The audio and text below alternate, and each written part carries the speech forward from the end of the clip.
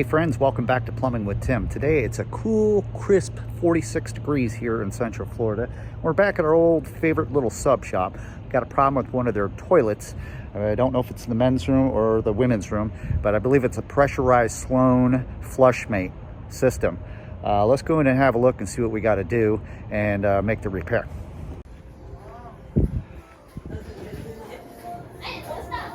See, it was like, it's clean now. I was like, I don't think so. I don't think so. One more pass. One more pass.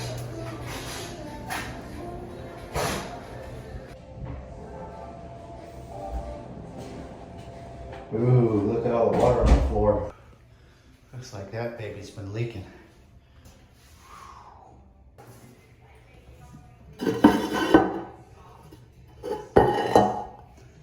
Oh yeah, Sloan FlushMate.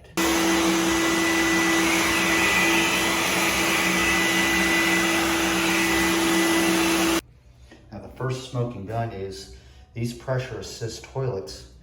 They're not really designed to have water sitting inside the tank. The water is pressurized in here. So why is there water sitting in here? The manager explained that there was water that was dripping out of the handle.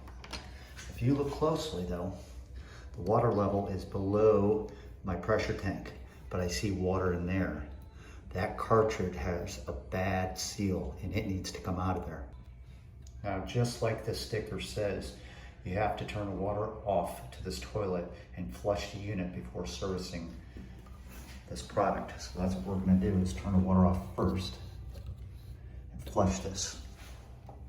And all we've done is we've relieved the pressure off this tank. Now we're gonna take and remove this mechanism that's attached to the handle.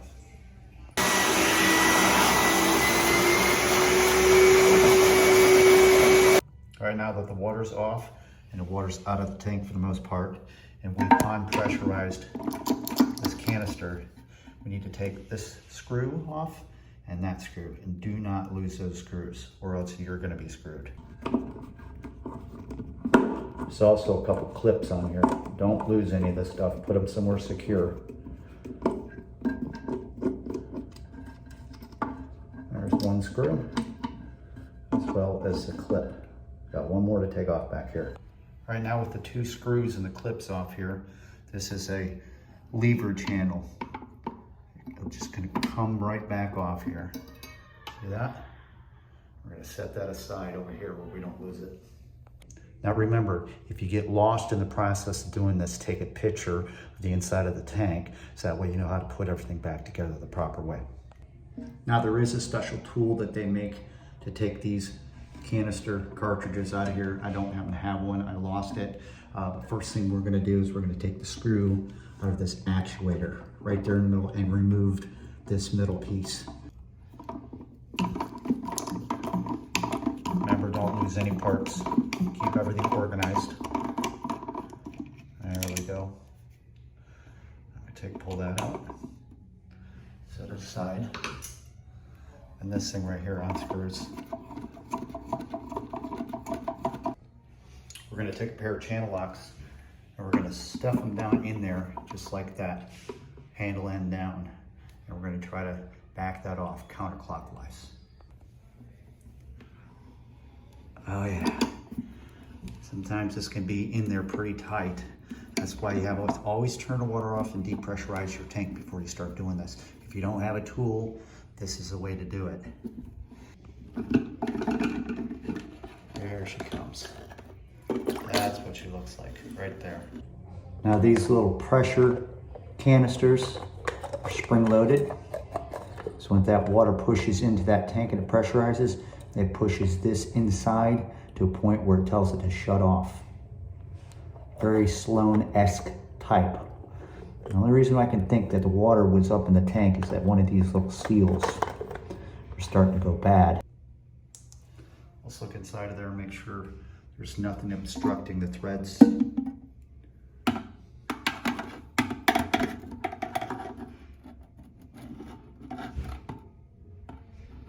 Okay, so before we put a new cartridge in there, we just want to make sure those threads are all good and there's nothing buttering up in there. No Teflon tape, no pipe dope. Okay, so here's our replacement cartridge. They do have directions on how to do this if you're adventurous. So we're gonna go ahead and open this up. Be careful because there are a few different parts in here though.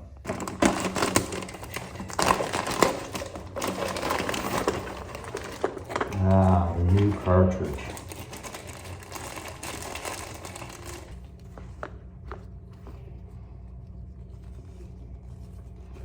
A little bit of grease.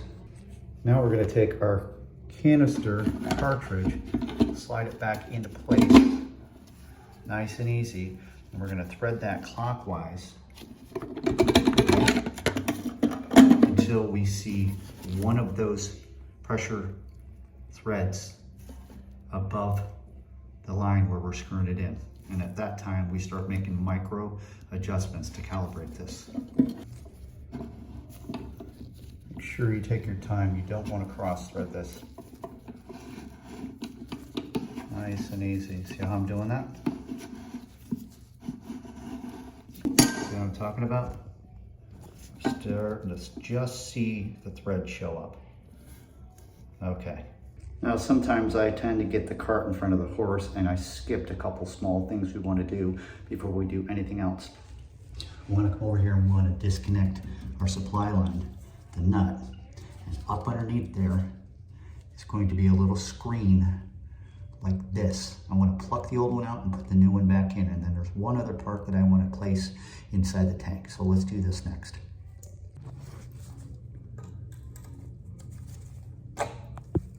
See that? Sorry about that. There it is. Back to the tank. Next thing we're going to do is take the duckbill valve out of the air reducer cap. Finger tight only. All right. Set that somewhere where it's not going to get lost. See that? Right there has to come out of there.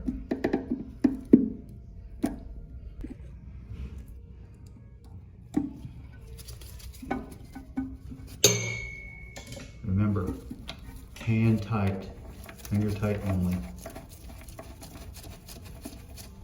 See that?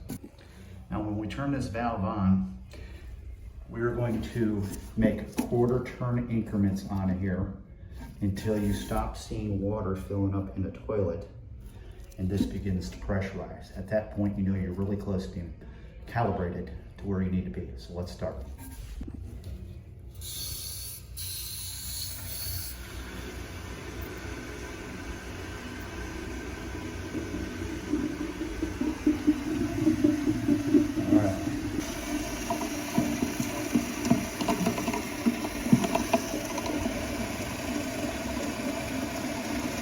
Waiting, just over time, you will start hearing that tank pressurize, and the water will stop exiting into the toilet. Little at a time, clockwise.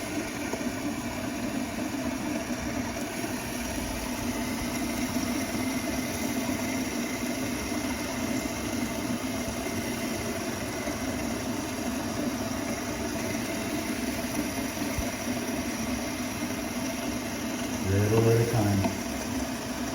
Nice and easy. See that water in the toilet. Once that starts pressurizing, you'll know it. It'll change sound.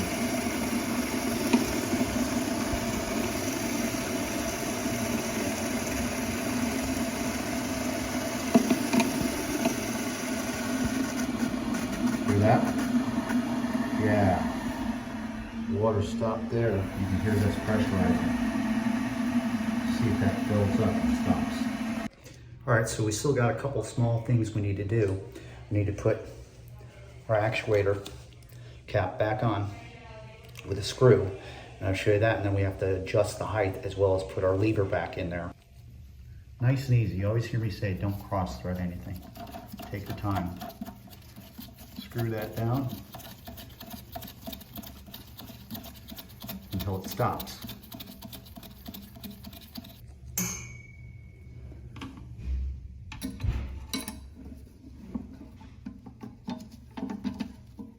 See how that's seated?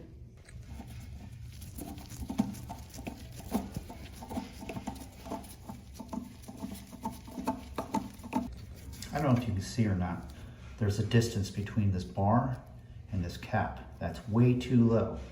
What we need to do is say, recommend a penny. In this case, I have a quarter. I'm gonna set a quarter right on top of that. And we're gonna back it off counterclockwise until it raises up and that quarter hits the bottom of that bar.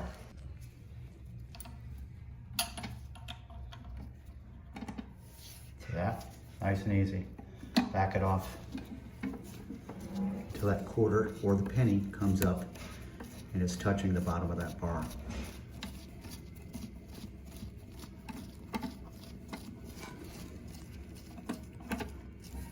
Don't lose the quarter. Nice and easy.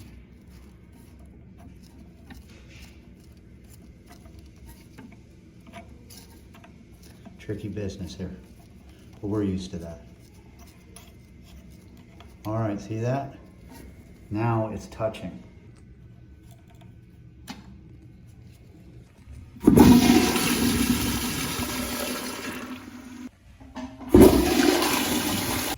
Now remember, you may end up having to recalibrate that cartridge. Just go back in the video and watch how I did that and make little fine adjustments, but don't do any of that if you don't know what you're doing. Make sure to follow the instructions that I showed you in this video. But in time, you'll be able to master how to work on one of these Sloan FlushMate pressure canisters. That's all the time I got for this one. Thanks so much for hanging out. Hopefully you found some use and some value out of this video. If you did, please consider subscribing or even sharing this with a friend. Don't forget to comment and like down below, and please subscribe. Everybody have a great holiday season. I'll see you on the next one. Take care and keep plumbing.